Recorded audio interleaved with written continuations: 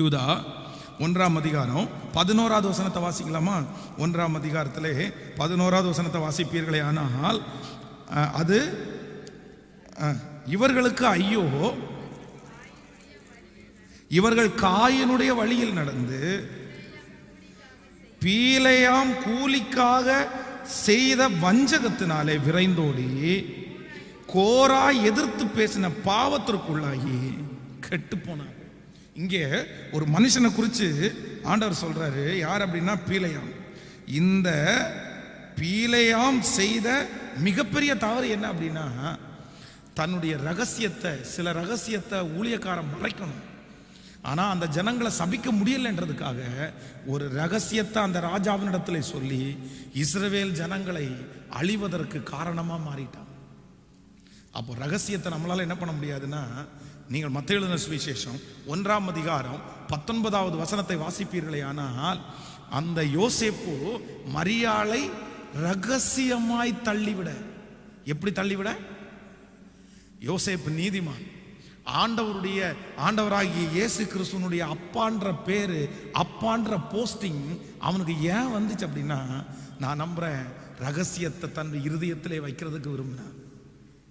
தன்னுடைய மனைவியை குறித்து எல்லா இடத்துலையும் கொண்டு போய் கெட்ட பேரை கொண்டு வரணும்னு நினைக்கல, இருதயத்தில் மறைச்சதுனால தான் நான் நம்புறேன் அவன் நீதிமான் என்கிற பெயரை வாங்கினான். கையை உயர்த்தி ஒரு ஹல்லேலூயா சொல்லு. நிறைய காரியங்களை, சில காரியங்களை மற்றவங்களுக்கு ரகசியத்தை விட்டு சொல்றது நம்ம வாழ்க்கையில் நடக்காமலே போயிருக்குதுல்ல. அவங்கள்ட்ட சொன்னதுனால அந்த காரியம் நடக்கவே இல்லை அப்படின்ற மாதிரி பொறாமை, எத்தனை பொறாமை. அதனால சில ஆசீர்வாதங்களை நம்ம என்ன பண்ணி தான் ஆகணும்னா மறைக்கணும். அதை மறைக்கணும்னா நமக்கு மிகப்பெரிய தேவை என்ன அப்படின்னா, ஆண்டவரே என் உதடுகளுக்கு காவல் வையும். ஹல்லேலூயா. எத்தனை பேர் ஆமோதிக்கிறீங்க? உங்களுக்கு விரதமாய் பேசுகிற எந்த நாவையும் கர்த்தர் குற்றப்படுத்துவார். உங்களுக்கு விரதமாய் பேசுகிறவர்களை குறித்து கவலைப்பட வேண்டாம். உங்களுக்காக கர்த்தர் பேசுவார், எனக்காக கர்த்தர் பேசுவார். இந்த முழங்கால் யுத்த ஜெபத்திலே என்னோடு கூட ஜெபத்தில் இருக்கிற ஆண்டவருடைய பிள்ளைகளே, நீங்கள் எந்த இடத்துல இருந்தாலும் உங்களுக்காக பேசுகிறதற்கு ஒருவர் இருக்கிறார். அவர் உங்களுக்காக பேசுவார். நீங்க பேச வேண்டாம், அவர் உங்களுக்காக பேசுவார். தாவீதை குறித்து சவுல் ராஜாவினிடத்திலே பேசினார் அல்லவா? சவுல் ராஜாவை யாராலும் புரிய வைக்க முடியவில்லை, தாவீதாலே சவுல் ராஜாவை புரிய வைக்க முடியவில்லை. ஆனா என் கர்த்தராகிய ஆண்டவர் தாவீது ராஜாவை குறித்து சவுலிடத்தில் புரிய வச்ச அதே தேவன் இன்றைக்கு வாக்கு கொடுக்கிறார். உங்களை குறித்து உன் கணவனாருக்கு புரிய வைக்கிற நாள் வரும், உங்களை குறித்து உன் மனைவிக்கு புரிய வைக்கிற நாள் வரும், உன் சொந்தங்களுக்கு புரிய வைக்கிற நாள் வரும். கைகளை உயர்த்தி சொல்லுங்க, எனக்காக கர்த்தர் பேசுவார். முழங்கால் படிட முடியாதவர் அப்படியே எழும்பி நின்று கொள்ளலாம். கெஞ்சுறோம் ஆண்டவரே, இந்த வசனத்தை எல்லாம் முழங்காலையே நின்று நாங்க கேட்கிறோம் ஆண்டவரே. இந்த வசனத்தை எல்லாம் முழங்காலையே நின்று அறிக்கை செய்கிறோம் ஆண்டவரே. முழங்காலையே நின்று ஜெபிக்கிறோம் ஆண்டவரே. இப்பொழுது உம்முடைய இரக்கம் எங்களுக்கு நேராக திரும்பட்டும். என் வாய்க்கு காவல் வையும், என் உதடுகளின் வாசலை சொல்லுங்க ஆண்டவரே, காத்து கொள்ளுமப்பா. என் உதடுகளின் வாசலை காத்து கொள்ளும் ஆண்டவரே. சோத்திரம் சோத்திரம் ஸ்தோத்திரம் சொல்லுங்க. அப்பா பார்த்து சொல்லுங்க, ஆண்டவரே என் உதடுகளின் வாசலை காத்து கொள்ளும். ஹல்லேலூயா. Thank you Jesus. காத்து கொள்ளும். கேளுங்க. இனி நான் எத்தனையோ வார்த்தையை பேசி பேசி நான் ரொம்ப கஷ்டப்பட்டிருக்கிறேன்ப்பா. இனி அப்படியே அல்ல.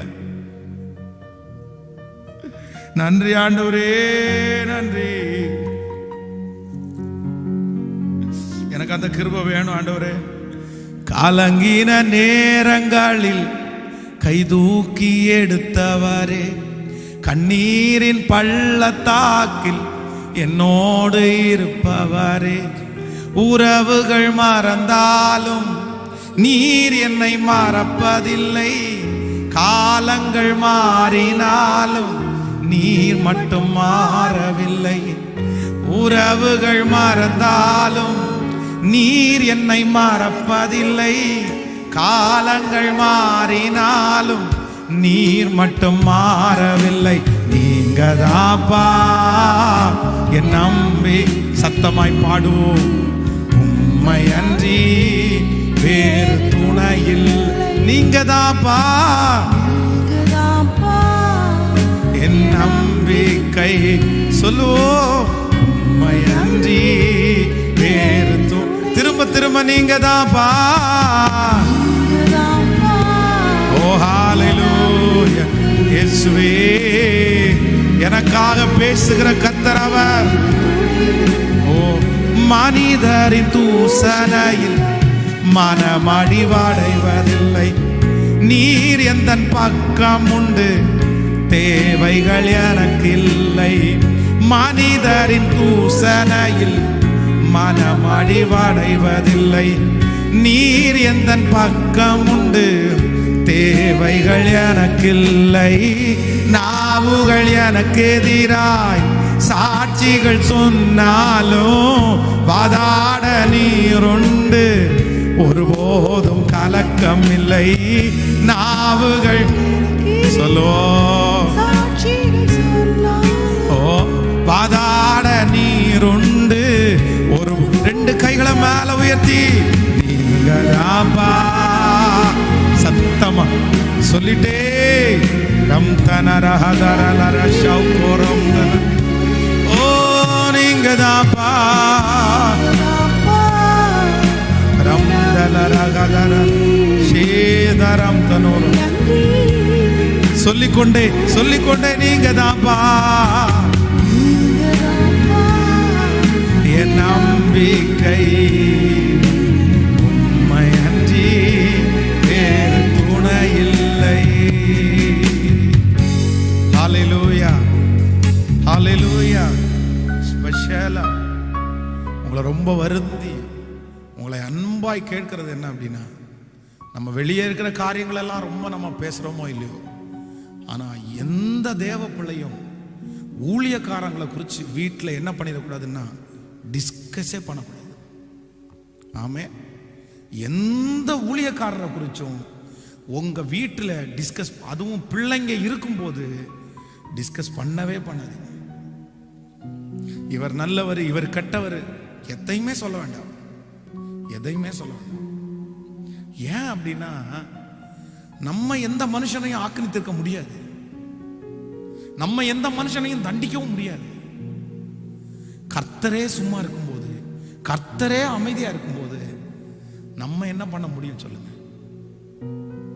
கர்த்தர் பார்க்கிறாருல்ல, அவருடைய நாமத்தை தானே தூசிக்கிறாங்க, அவருடைய நாமத்துக்கு விரோதமா தானே பண்ணிட்டு இருக்கிறாங்க. அவர் அமைதியா இருக்காரு, அவர் அவர்களுக்கு கிருபை கொடுக்கிறாரு, அவர் அவங்கள மன்னிக்கிறாரு, அவர் அவங்களுடைய ஊழியத்தை ஸ்திரப்படுத்துறாரு. நம்ம மூணாவது நபர் யாருங்க? அப்படி பேசணுமே ஆனால் நம்ம என்ன பண்ணுவோம் அப்படின்னா பாவம் செய்வோம். நம்முடைய பிள்ளைகள் அதுக்கு பிறகு பார்த்தீங்க அப்படின்னா கர்த்தரை விசுவாசிக்கவே முடியாம போயிடும், ஊழியக்காரங்களை நம்ப முடியாமலே போயிடும். அதனால நம்மளே நம்முடைய பிள்ளைகளுக்குள்ள ஊழியக்காரங்களை குறித்து ஒரு கெட்ட காரியத்தை நம்ம என்ன பண்ணக்கூடாது, நம்ம பரப்பி விட்டுறக்கூடாது. கர்த்தர் நம்முடைய பிள்ளைகளை யார் மூலமாய் தொடப்போகிறார் என்று நமக்கு தெரியாது. இன்றைக்கு வரைக்கும் நான் சொல்றேன், ஆண்டவருடைய பிள்ளைகளை என் வீட்டில் யாரையுமே இன்னைக்கு இருக்கிற ட்ரெண்ட் எல்லாரையுமே பேர் சொல்லி கூப்பிடுற மாதிரி தான் ட்ரெண்ட். ஆனால் இன்னைக்கு வரைக்கும் நான் என்னுடைய பிள்ளைகளை பேர் சொல்றதுக்கு அனுமதிச்சதே இல்லை.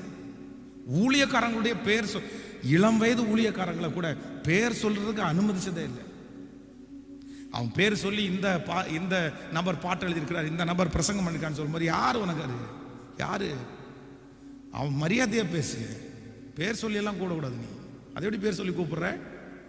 உன்னோட வயசு குறைஞ்சவங்க, அவங்க எவ்வளோ பெரிய தேவனுடைய மனுஷன், ஊழியம் செய்கிறவங்க, அவங்களுக்குன்னு ஒரு கனம் இருக்குது. இன்றைக்கு வரைக்கும் அனுமதிச்சதே இல்லை. அதே போல யாரை குறித்தும் எங்களுடைய வீடுகளிலே நாங்கள் ஊழியக்காரங்களை குறித்து தவறானதை டிஸ்கஸ் பண்ணதே இல்லை. பொய்யான உபதேசம், கர்த்தருக்கு விரோதமான உபதேசம் அப்படின் போது இந்த உபதேசத்தை நம்ம கேட்கக்கூடாது, இந்த உபதேசம் நமக்கு இல்லை, வேதத்தின்படி தவறானது அப்படிதான் சொல்லியிருக்கோமே தவிர நம்ம யாரை குறிச்சும் என்ன பண்ணிடக்கூடாதுன்னா பேசவே கூடாது. நம்முடைய வாயை எப்படி அடக்கணும் அப்படின்னா கடிவாளம் போட்டு நீங்க மட்டும் அமைதியாகுங்க. எவ்வளோ பெரிய குவாலிட்டி உள்ள தலைவனா தலைவியா மாறுவீங்க. அப்புறம் பாருங்க, உங்க வீட்டில் அடிக்கிற அத்தனை புயலும் அப்படி அமைதியாயிடும். கர்த்தர் தான் உங்கள்கிட்ட பேசுறாரு. நீ சும்மா இரு மகளே, நீ அமைதியா இரு மகளே, நான் பார்த்துக்கிறேன், நான் பார்த்துக்கிறேன். ஆமேன்னு சொல்லுவோம். பேசுகிறவர்கள் பேசட்டும், தூற்றுகிறவர்கள் தூற்றட்டும், என்ன சொல்லணுமோ எல்லாருமே சொல்லட்டும். நான் அமைதியா இருப்பேன். எனக்காக என் தேவனாகிய கர்த்தர் பேசுவார்.